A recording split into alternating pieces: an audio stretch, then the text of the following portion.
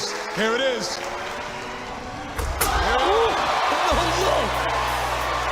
Hey, listen. That's not bad right there. That was everything you want to see in a dunk contest. Look how it slowed down. Look how he grabs it with one hand, then he cradles it, and he is truly blindfolded. He took a glance once he caught it, but after he caught it, there's no glance after that, and it's down. And he rocked the cradle with it. That was impressive by Jordan.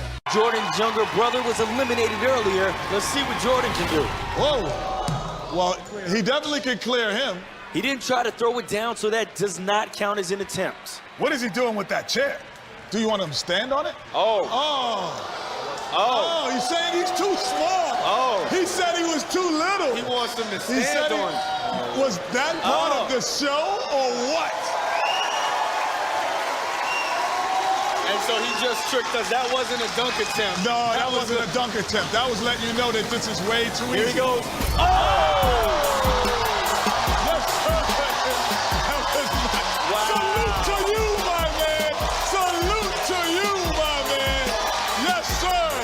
Hi, I'm Jordan Kilganon, and I'll be the next guest on Rob's Inner Circle. Don't go anywhere. Stay right where you are. We'll be right back.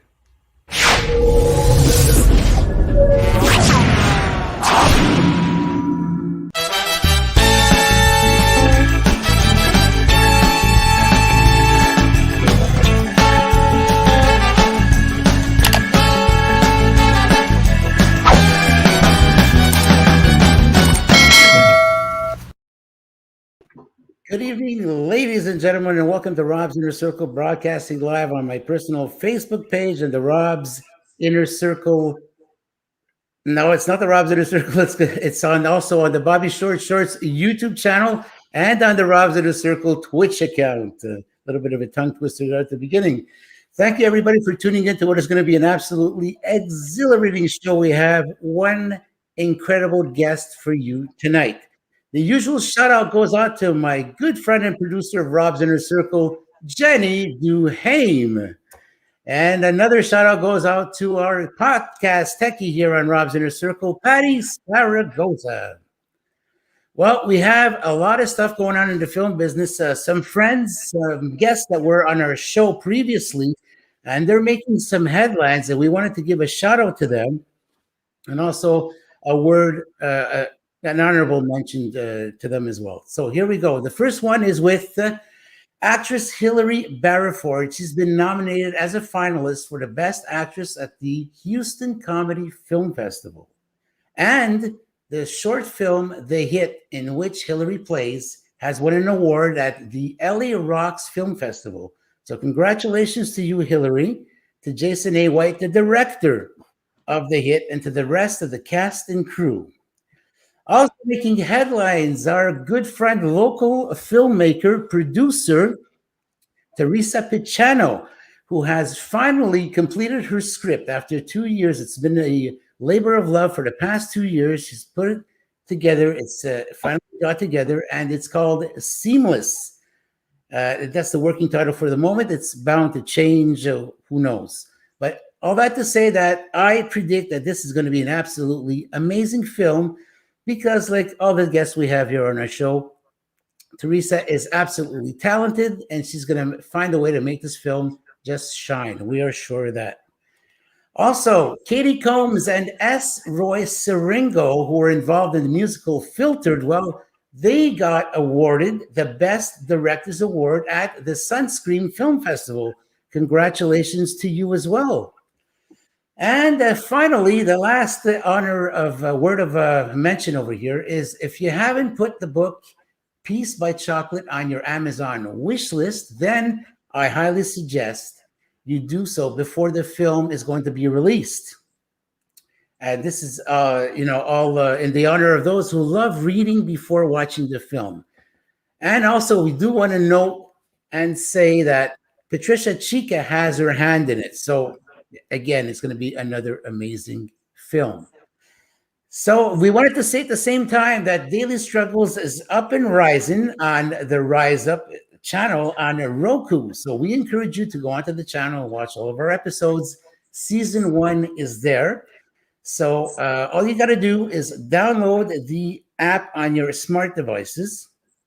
And if you can't do that, that's no problem at all. You can get yourselves a nice Roku stick on Amazon for as little as $30. Our merch store is up and running, and that's the place you can go get all of our collectible items for Rob's Inner Circle and Daily Struggles. And this is thanks to our collective effort with our good friend Vinny the Hat Gargano. So you can get all of our merchandisable items on the 514brandingco.com website. That's 514brandingco.com. Well, guys, this is time to get into that weekly ritual. It's time to sit back, relax, let out the stress, let out the steam, take a deep breath, exhale. Man, that felt good. And get ready to let us carry the load. Are you guys ready for the show? Because we are. Guys, it's showtime. It is time to bring on our guest. Let's get it on. Our guest is an absolutely handsome young man, very talented. He's blown away audiences. He's absolutely incredible. Ladies and gentlemen, without further ado, here he is, our athlete, our acrobat, homegrown Sudbury, Ontario, Canada product, Mr. Jordan Kilganon. Jordan. All right. Welcome to Rob's Inner Circle. Thanks for having me on. Wow. You know, Jordan, it is such an honor to have you on. We saw the opening of our show there and the jumps that you were doing. It's mind-boggling. I don't know how you could do that. I mean, you got springs in your feet. What is it? It's good, like 13 years of training, that'll do it. Wow, that's absolutely amazing. So, Jordan, apparently you were named, your first name, Jordan, you were named after Michael Jordan, and for a good reason. That's right. Yeah, my dad was a big basketball fan, and I mean, clearly it worked out because it just got me pretty inspired by Michael Jordan, somebody who was known for his dunking, and I tried to replicate him, and I went for this path. So, yeah. So you're not a basketball player, you're a professional dunker. So people have to make the difference. I mean, how similar is what you do to basketball? I mean, it's not similar at all, really. I mean, dunking stems from basketball, and there's lots of dunking in basketball, obviously, but dunking has become more of like an art, right? And almost like, well, there's two aspects to it. One part is kind of like just an art where you can invent things. That's the part that I like a lot. And then another part that's kind of like gymnastics. Like you show up, or like skateboarding, you show up, you do your tricks, and then somebody else does the tricks, and judges rate it who was better. And then, versus basketball just being like a full game, point after point after point. Pretty different. So I observed a lot of your videos putting the show together. You're nothing short of an acrobat. That's pretty much it, just doing a bunch of tricks in the air and a lot of body control. And that's what I love about it. Okay. If, let's say, in a film, they need a stuntman, I mean, would you be willing to be doing some of your stunts? I mean, if they need somebody to do dunks, yeah, I can do that. But I would not be ideal for flips or parkour or like, potentially getting injured. That would not be what I would want to do. But if they need dunks, I can do it. So you did a few shows at the NBA, halftime shows, and you were surrounded by all those stars. Actually, you did not only the halftime shows, you also did the All-Star game. And now surrounded with all these amazing people, these amazing athletes, that must have been like pretty intimidating. Yeah, everybody always asks me if I was, nervous doing it. And again, I'm very, very fortunate that I just have an instinctual thing that once it's my time to go, I just get extremely confident. I practiced so much, especially for like the kind of dunk I did there, which is my signature dunk. I did it 3 times in a row that morning, like without a warm-up, just no misses. And so I was feeling super confident. It's a dunk I already did a bunch, and I did it without much effort that same morning. And when you have a lot of adrenaline, you jump higher, right? So jumping high, I knew wasn't going to be a worry for me. And yeah, again, naturally, I just kind of get really confident and kind of cocky in my head. So it's never really an issue for me, thankfully. Well, we have another video, an example of your showmanship that's going to be coming up. And you blew away Shaquille O'Neal because he was there at the show. It was the dunk, was it the King, Dunk King? Yeah. So tell us a little bit about the, you were in Dunk King 1 and Dunk King 2. Yeah. So tell us a little bit about how you got into those shows and how demanding it was and how fun it was. Well, those events, they have like a whole production team. It's actually the same team that does American Ninja Warrior. And now they just did it for dunking. You know, they gave it a shot at that. And they just reached out to huge amounts of dunkers. They also just put out some things online for anybody to apply to be on the show. So there even be a couple people on the show that I didn't even know of yet, which, you know, normally I know everybody in the dunking community, but, you know, some people made it on. And, yeah, the events were super cool because it was like 32 of the best in the world. The first one didn't have all the European guys, unfortunately, but the second one had some of the European guys. It was truly like the best in the world. So just to have us all in one spot and all like, even just like hang out, stuff like that was really cool. Although first one was super fun. Second one, I was, you know, like I said, like I get in the zone, like when I have to compete. And because this contest took like 3 days to do, I was constantly in the zone the whole time in a very like cocky like mindset. Like, you know, it's what I do. Whenever I practice and I train, I think of myself as like, I'm not good enough, which is why I have to train. You know, this person is better than me at this. This person is better than me at this. So that's why I have to train. And I think I'm less, which is why I work so hard to be better. But then when I'm competing, you have to think I'm the best. And that aura kind of comes off, and that's part of the showmanship. But I was in that zone for like 3 days straight, and that was exhausting. Very competitive, very like cocky mindset the whole time, and it was very exhausting. So how did you fare off? Well, last one, the dunking 2, I pretty much had it. I had options for dunks I wanted to do, and I could have won it fairly easily for the $100,000, but I decided to go for a new dunk that nobody had seen before at that time, just because I want to push the sport, and it would have been the best moment in my life, you know, if I would have made it. I've been so used to winning every contest that summer, just doing the same dunks over and over and over again. I got so boring; it wasn't fun anymore. It was just like, you know, yes, I win, that's cool and everything, but I like doing new things. So I was like, you know what, on the biggest stage ever, let's try something new, and I failed, but that's how it goes sometimes. But it's okay, you know. But you certainly did turn a lot of heads. Oh yeah, I mean, it worked out in my favor. You know, like a lot of people enjoy the show, and it got me a lot more publicity and a lot more work, which I'm sure, you know, paid itself off eventually anyway. So folks, Jordan here has smashed, obliterated, incinerated some records for views on YouTube for a performance that he pulled off. Can you tell us about that video and how many views you got? Oh yeah, so this is actually on the Facebook, on the NBA's Facebook. So the most viewed video at the time that anybody had, or that the NBA had on any platform, YouTube, Facebook, anything, was 29 million views. And then ours went over 100 million views pretty quickly. It's at 110 million views now. But yeah, it's really, it blew everything out of the water. And it's still the NBA's most viewed video on any platform. That must feel absolutely crazy and exhilarating. I mean, have you experienced anything like that before? You put something out there, 110 million views. You realize that went around the world about 68 times? Yeah, I know. I didn't expect that, to be honest. Not even close. But I've had some stuff go viral and like get a lot of attention, but it wasn't really measurable. Like, let's say I did my dunk during the NBA All-Star weekend. It got a good amount of attention, but it wasn't necessarily measurable with one video because every social media platform reposted it. So unless I went to keep up with like all the views and all the everything.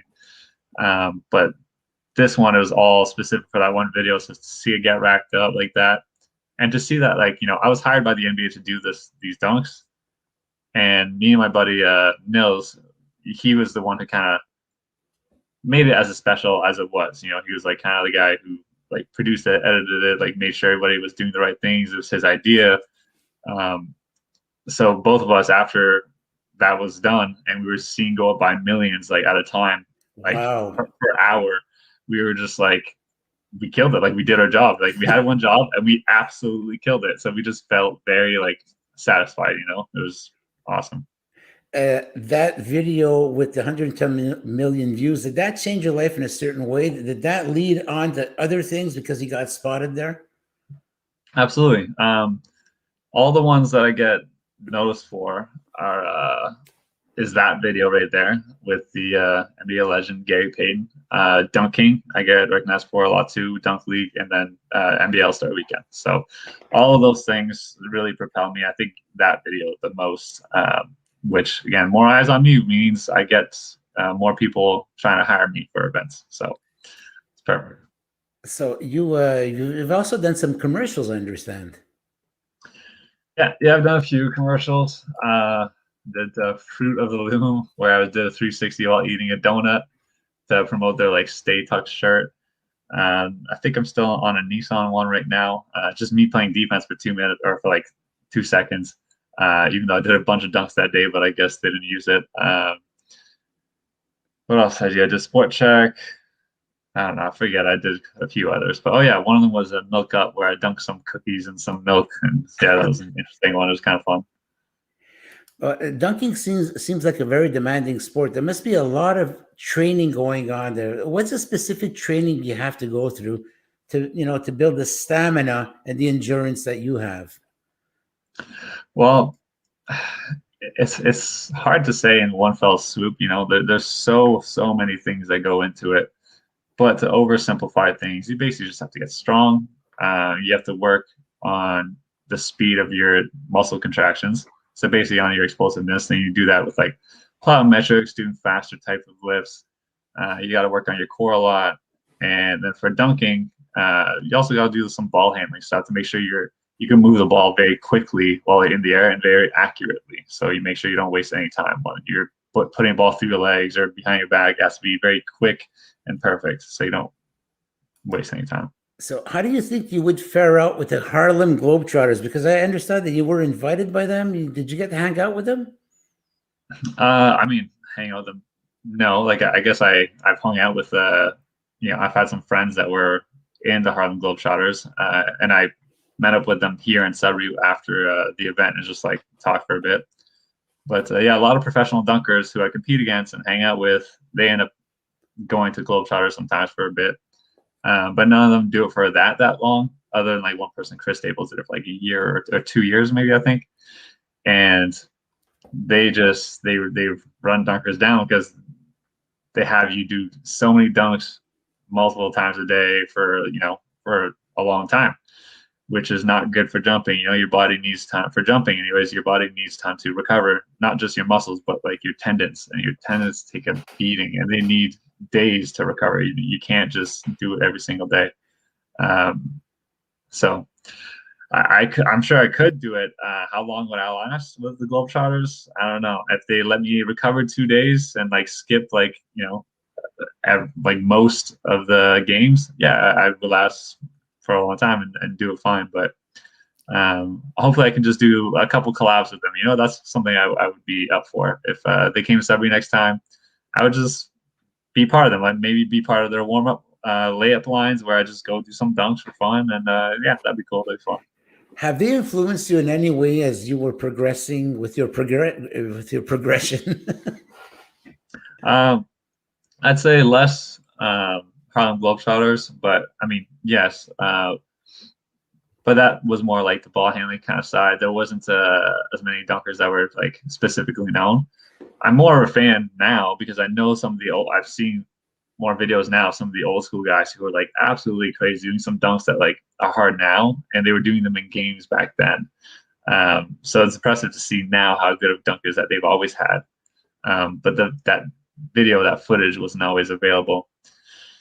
But some of the people I've always looked at were people like T-Dub, Eric there, the ones I always bring up, Jason White, or just a bunch of NBA dunkers, of course. But there'll also be teams. So like Team Fly Brothers, Slam Nation, Dunkalicious, all these like old school teams that I followed the most and kept up with, and also just low rim dunking community. So back when I couldn't dunk 10 feet, I would dunk on 8 feet. And there'd be a lot of other people on YouTube who do the same thing just for fun, and we do a lot of tricks. So we kept in touch with each other, and we kept improving. And yeah. Awesome. We have a question for you coming from Vicky Sancartier. She wants to know how old you are. I am 29. I actually just turned 29 like a few days ago on April 28th. Well, happy birthday. Thanks. Thank you. Jordan, we want to show the audience. Did you ever see the Harbottle Chapter? Okay, we have another question for you before we go on to the video from Vicky Sancartier. She asked, did you ever see the Globetrotters when in Sudbury? I did. Okay. Yeah. The last time that they came, I was at the game, and I saw a couple guys that I knew that were there. There was Porter Mayberry. He was a 5'5" dunker. And there was Manny Love, and he's a little person that plays for them. And I just went and talked to them after for a bit. And that's when I reached out to them too. I tagged them I put them on my story on Instagram, and then they replied. They're like, "Oh, like we would have known you were there. We would have like see if we could have like collabed or something." I was like, "Yeah, next time you guys are down, we'll do something together." Okay, so Jordan, we're going to show the video that blew Shaquille O'Neal out of his chair, and you had the host just like going ballistic. He said, okay, and I won't give it away, but folks, you're in for a treat. Watch this video. It's absolutely fantastic. This was at Dunk King, the competition that Jordan was involved in. Enjoy. Let's give it up for Jordan Kilganon. His younger brother Chase is holding the ball. Let's go, brother. Let me see it. Oh, man. That's putting the show on.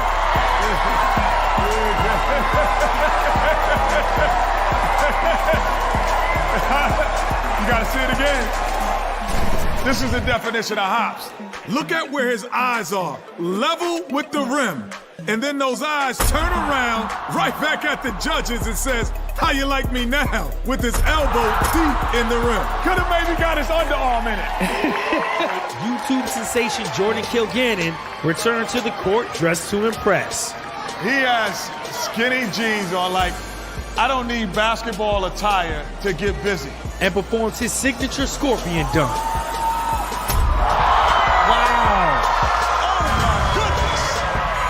Earning a couple more perfect scores.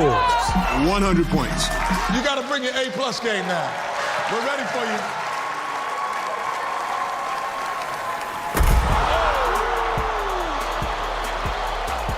That's putting the show on.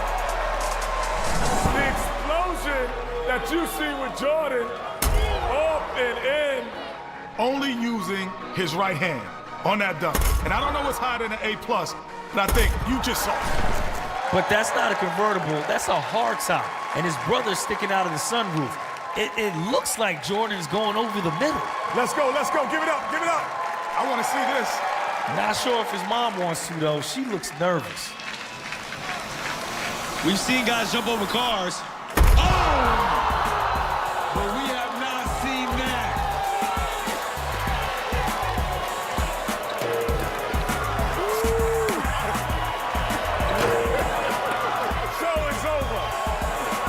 The show is over.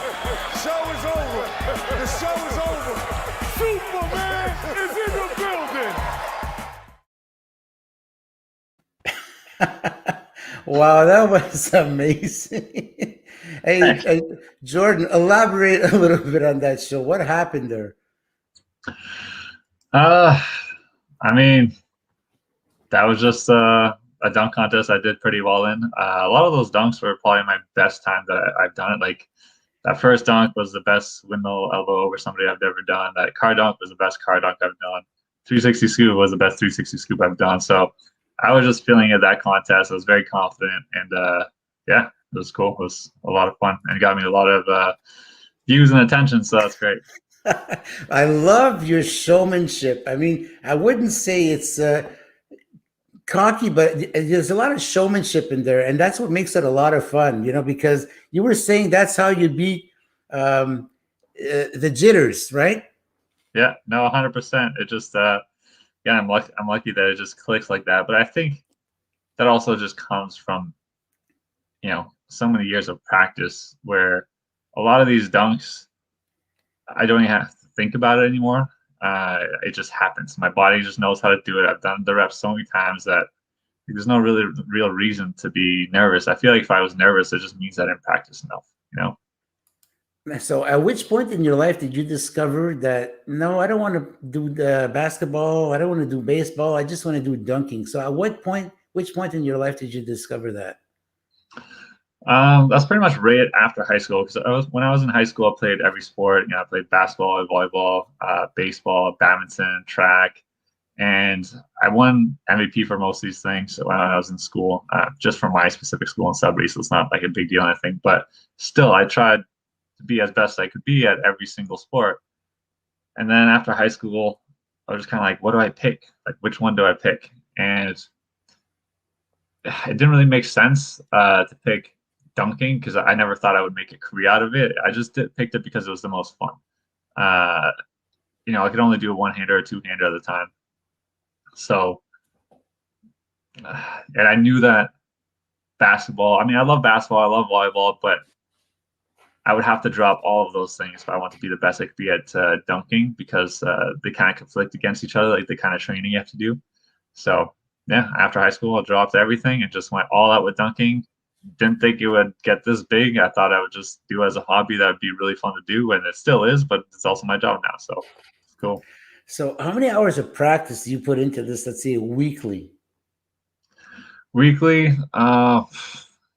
it's kind of annoying because you can't do too much. You can't overdo it, otherwise you're overtraining, right? Which I was really bad for when I was younger. I overtrained so much that I was like, if you look at my old videos, I was pale all the time, and I always had a runny nose. I was just sick because my body was just so overtrained all the time. And now I know how to back off a bit, and my body can recover better. Now I can actually get stronger. Because if you're overtraining, you're just not getting the best that you can be. But a couple hours a day, so that's not the biggest deal anymore.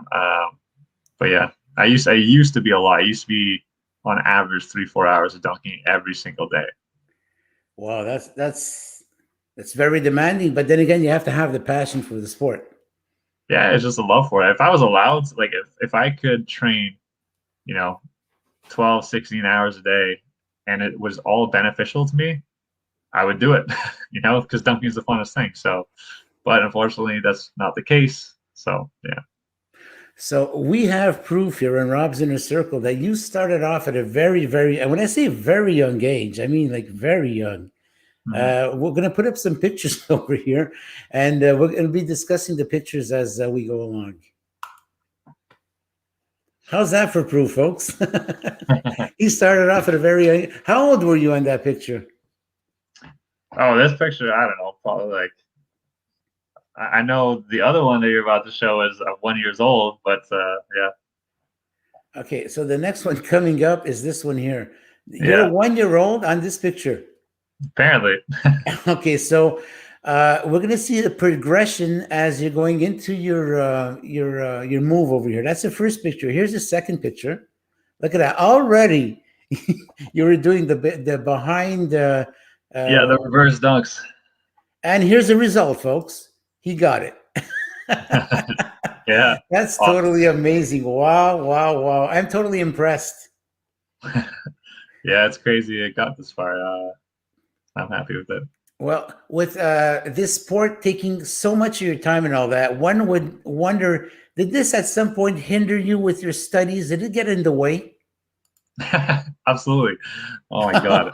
When I was at Humber College doing my degree for industrial design, I always made sure I would dunk, there'd be times where I'd be doing, let's say, 3 all-nighters in a row, which was not uncommon in that program because it's a very time-consuming program. And I remember one time after 3 all-nighters in a row, I went to the LA Fitness to dunk, and it was 2 in the morning.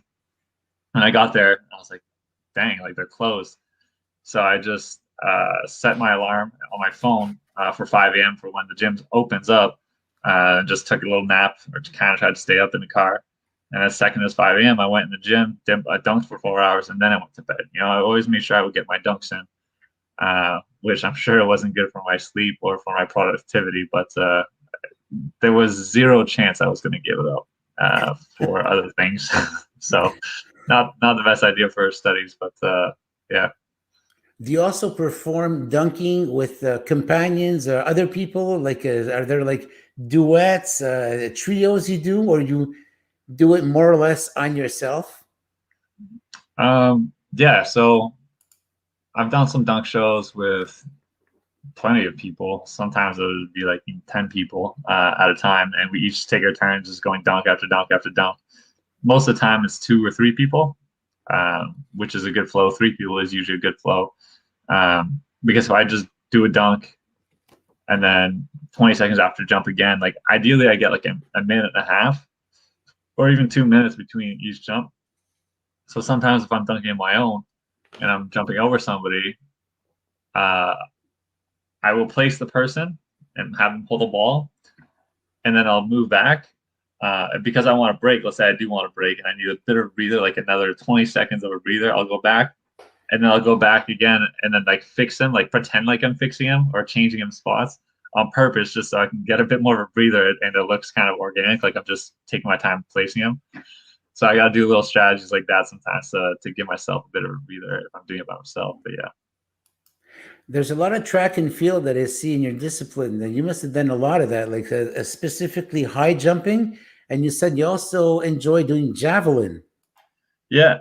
So high jump, I wasn't the best at, just because my form was terrible.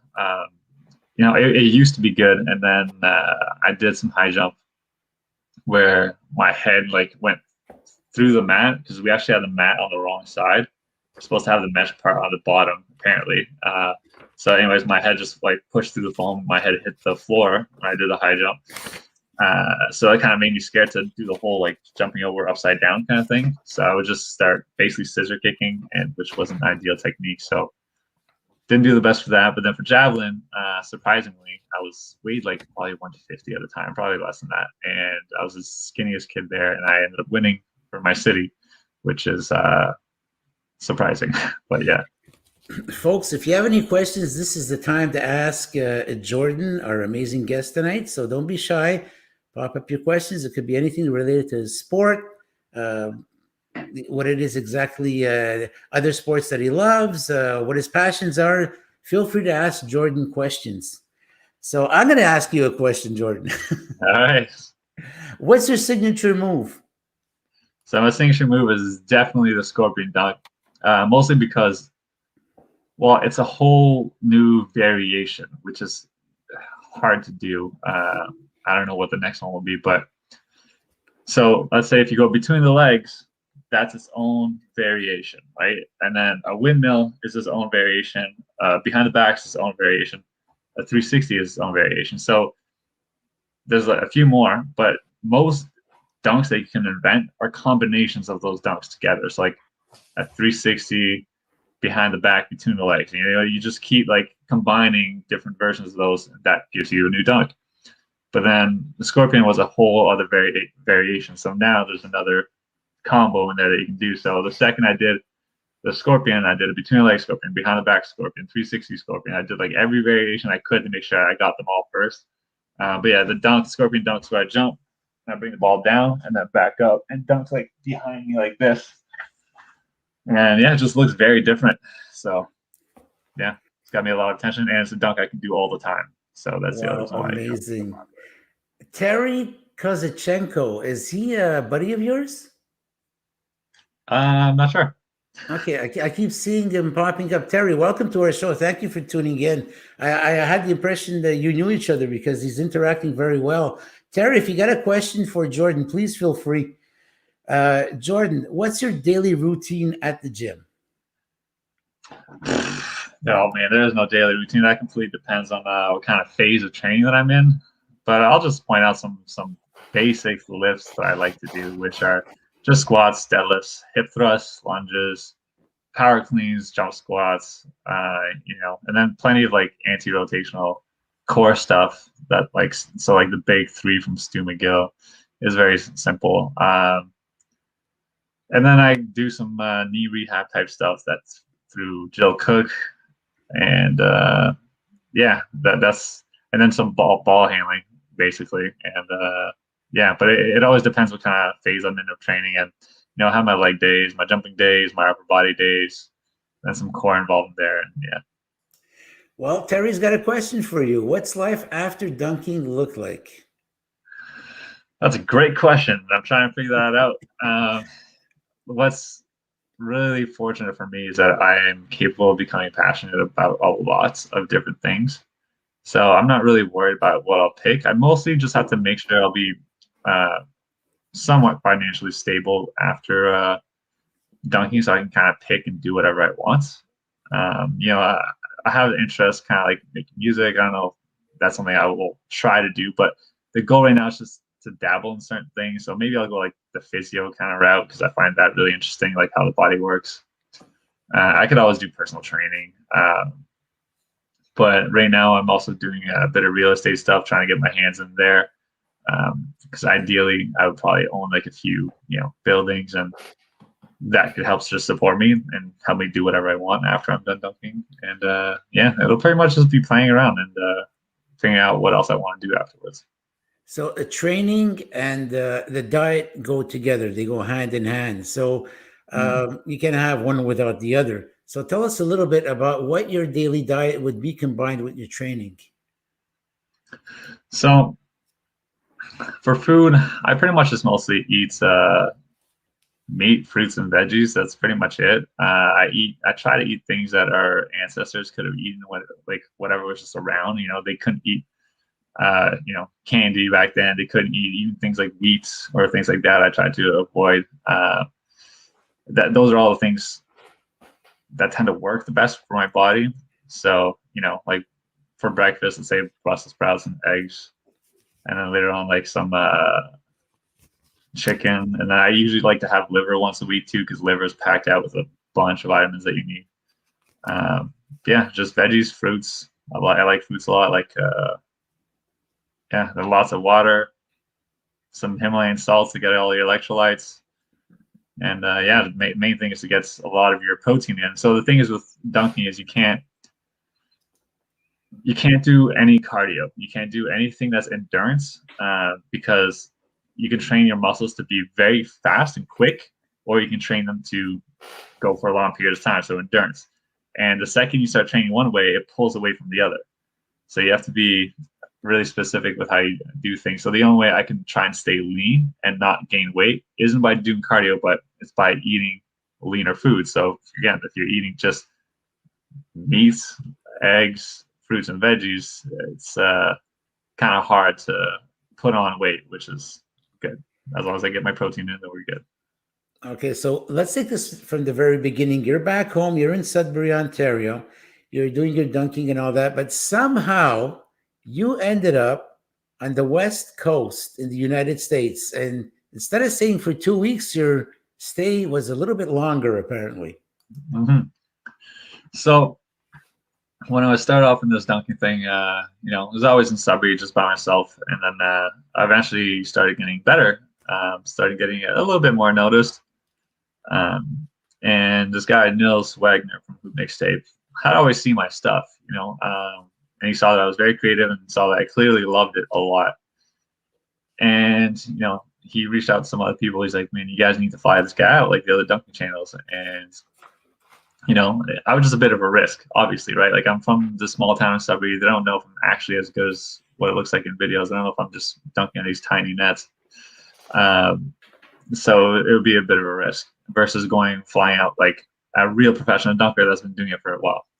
And Nils to him was like, you see the passion, you see he'd be willing to try anything, and he's creative, right? And that's entertaining is when people are creative and invent new things they haven't seen before. So he was like, you know what, fine, I'm gonna fly him out. So Nils flew me out to LA, supposed to be for 2 weeks, ended up being like 5-6 months or something like that. and we just filmed a bunch of dunks. We met up with a bunch of dunkers, filmed with them, and it was crazy. Like I went from being like a pretty good dunker to like a way better dunker just because I was dunking in front of people that like I idolize and stuff like that. So I was jumping like way higher just from all the adrenaline, and I was outdoing most or not all of them at the time. So it really put it into perspective and showed me that I can really do this for a living. Okay, were you invited at one point to try out for an NBA team? No, never got any invites like that for the NBA. I've gotten like random invites from like Europe and stuff like that, but there's no way I would even do that because, like I said, the training for basketball is can ruin your hops. That's why it's impressive when the NBA guys can jump that high and play basketball and do that much running. Okay. It just, all that running, all that endurance training can really break down your hops, which is why as soon as I quit basketball and all these other sports in high school, my vertical started going up really fast because it's two different kinds of training. You have to pick one or the other if you want to be like the best at it. Well, unless you're like a genetic freak, then you can do whatever you want. One thing I'm noticing is that you can draw a crowd. You got someone who's from California, the LA district. We got Raul who's tuned in. And we got someone as far as Australia who's tuned in, Jess. So, sweet. Hey, hats off to you that you really know to draw a crowd. I'm glad to hear. That's perfect. Jordan, talk to us about the bounce kit. What's that all about? And you know what? Why not flash your T-shirt? This is the time to do it. That's the way to do it. Bounce kit. Tell us all about that. So Bounce Kit is just my training program that people can find at bouncekit.com. If they want just free tips too, like, you asked me earlier, like what's some things that I do for jump training, or what's some general tips that people ask me all the time. And it's like, man, it's so hard to just say like, just do this. It's like, there's so many things. So people want a big, like multiple emails of blurbs of just free tips from me. They just go to bouncekit.com, put in their email, send out free tips. And if they decide that they want to purchase the full training program that I have, so 3 months to jump higher, they can do that too.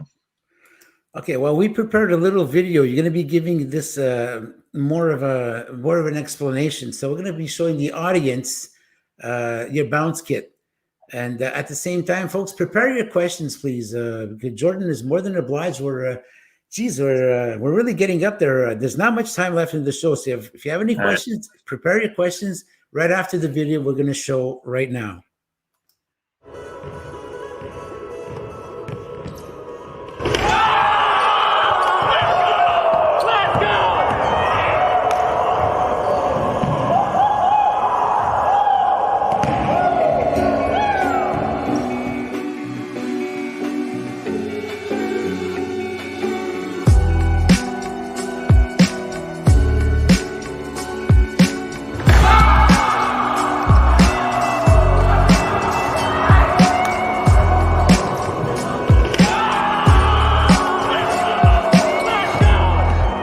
I'm Kilganon, a 6'1" professional dunker.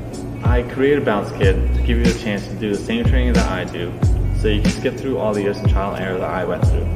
This is a 3-month training program that's simple and very easy to follow. Make sure you don't miss anything by signing up right now.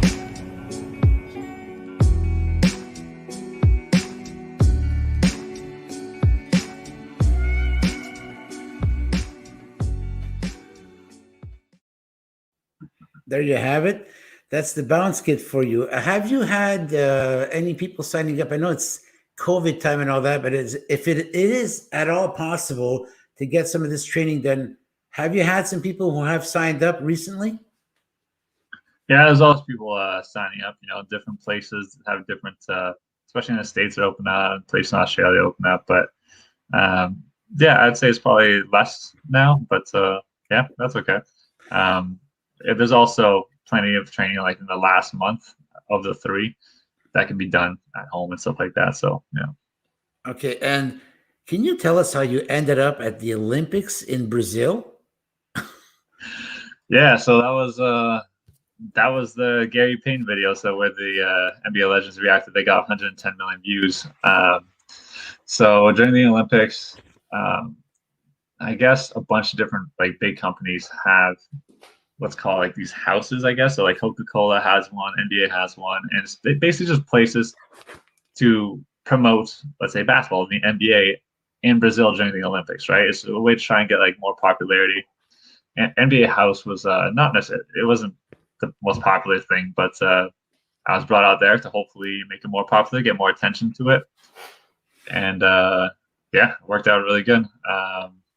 Yeah. So you've done some shows all over Europe, and for some reason you do well in Italy. Yeah, in Italy, well, I got to do a dunk contest for FIBA out there. That was one of the ones where I dunked over a car that was scary as heck, and I dunked actually versus a Canadian dunker, and that was one of the best that he's competed, and that was one of the best I've competed, and that was a heck of a contest. And then after that, I've gotten some interviews too that were interesting to do with them, where I would talk and then they would translate, and then they would translate a question to me, and then I would say the answer, and then they would translate back. Yeah, it's interesting. Yeah. You know, in terms of speaking Italian, and I know all about that, all you have to learn is your hand gestures. Yeah. And that's a language in itself. So you don't have to learn a language, just learn your hand gestures. I know. I love Italy, though. It's one of my favorite places for sure. So you've been to China as well, as far as China, and you did pretty well in China. Yeah, I got flown out to China a lot. That's one of the places, probably the country I've been to the most now that I think about it. Yeah, no, that's probably the place I've been to the most outside of the States, outside of the U.S. I've been to China a lot of times. I mean, they love basketball. They have they have more people than North America and Europe combined, and their favorite sport is basketball. And you know, genetically they tend to be shorter, which means that they're less likely to try and start dunking and try and do jump training to dunk better, because it starts so far away. So they don't see dunking as much, right? So when they see me, they like it a lot. So yeah. In terms of moves you've created, you do a lot of moves. That you were telling me that, and I was mind boggled when you told me how many moves you've created. For the sake of the audience here, how many moves have you created? So we actually just been trying to count. Me and my buddy Corey Russell, Corey Dunks. We counted so far around 200 dunks that I've invented, and I know that we're missing some. So sometimes I do new dunks that are just not that not good enough to post, but it's still like a new dunk. So I just gotta go through my files and find all those still. But yeah, around 200. Wow, that's totally amazing. And apparently you're not done yet, because you're working on other moves as well. Absolutely. I still that's the thing now. It's like there's a lot of dunks that I can do to just be like, oh, I did it. That's a new dunk. Count it as a new dunk. But they're just not cool to me. Right? I like to go for like stuff that I think is just cool. So hopefully I'll get some of those soon. There's always going to be big ones, like bigger ones that I want to get, right? So always just chasing those. Are there any other dunkers in the family? Yeah, so my younger brother Chase was going at it pretty hard for a while. He was probably one of the best 1 foot jumpers in the world at the time. He definitely could have been the best 1 footer, I think, but you know, he was working through a lot of injuries at the time, and he was trying to make it his passion as much as it was mine, kind of thing. And yes, he was more naturally gifted and stuff like that, but I think you know, he was trying to figure himself out. I think he's going in other directions now, but he'll do well no matter what he picks. And then there's Grant, and he's a beast. He's just he's the strongest guy in the family. So when he started, and that's one of the most important part for jumping is getting really strong. And so he has that base already. So he, my bounce kid training program is 2 main phases about getting really strong and powerful, which he already had. So he just had to do the last phase, and he was jumping pretty good too. But yeah. Of course, you are partnered with sponsorship, right? You got some sponsors that are teamed up with you, or not now, but I mean, when this COVID is over and all that, I guess you can go back to that, because you have numerous sponsors with you. Yeah, so sponsors are, in a sense, I get sponsored posts. You know, I get hired to do specific things, so it's less that I get sponsored where, you know, I keep getting free stuff and or they pay me to like wear the stuff. I get people sending me the things, you know, like hoping that I'm going to repost myself wearing it, which I do sometimes, you know, as a thank you. And but usually it's paying me to do X amount of posts, that kind of stuff. So Built Bar is one that I have a sponsor going on with right now on YouTube.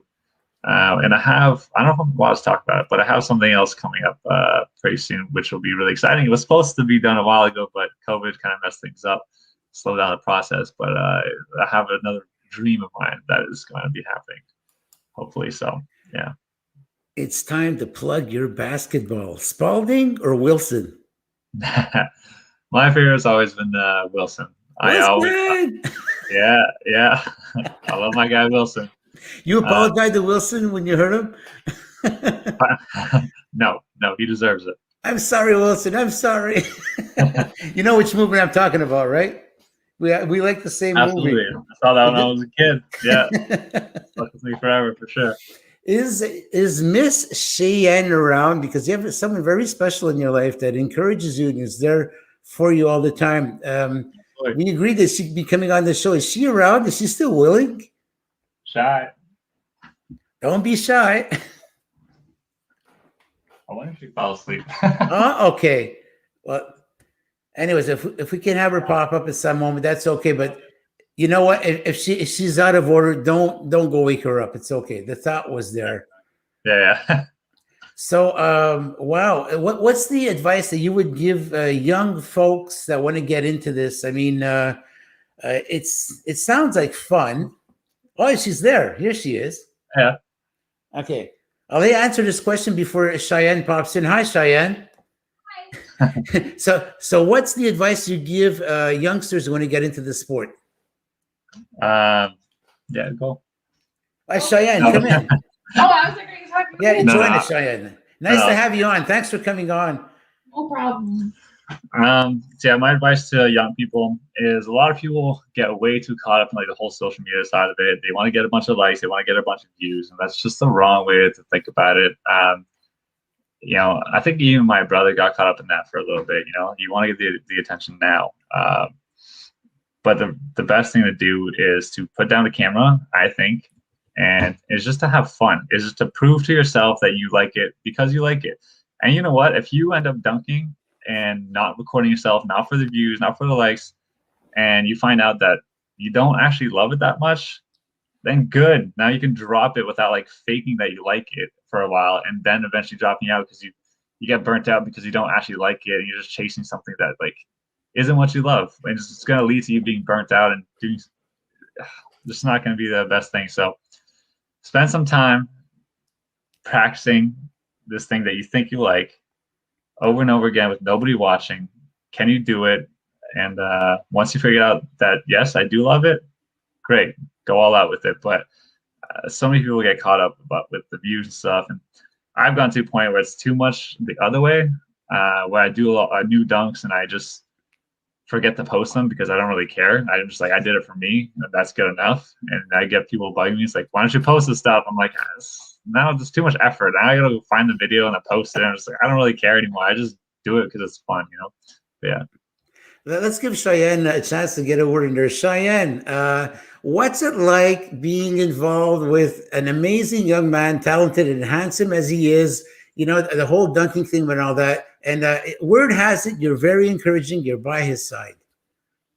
It's actually pretty cool. I feel like watching him chase after things that he's passionate about encourages me to chase after things that I'm driven with and stuff like that. And I find that being with him really pushes me to do better and be better. So, are you there for all of his contests when he's traveling? Let's say the NBA games, he's doing his shows and all that. No, we started dating like before COVID. Well, like right before COVID started. Okay. So I haven't seen him compete or anything like that. I've just seen him do dunks here and whatnot. And the ultimate question comes up. I mean, you're probably, never going to do it, but have you at least tried to do some of the moves Jordan does with the basketball around the net? Oh, you have? Yeah. She tried to teach me how to do some dunks, like the tomahawk one. Oh, cool. I tried to do some reverse one. Yeah.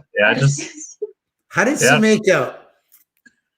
pretty good. She's actually she's got some good genes in her. Her dad was able to jump really high, and she can jump really high naturally too. So we'd have her test her vertical too.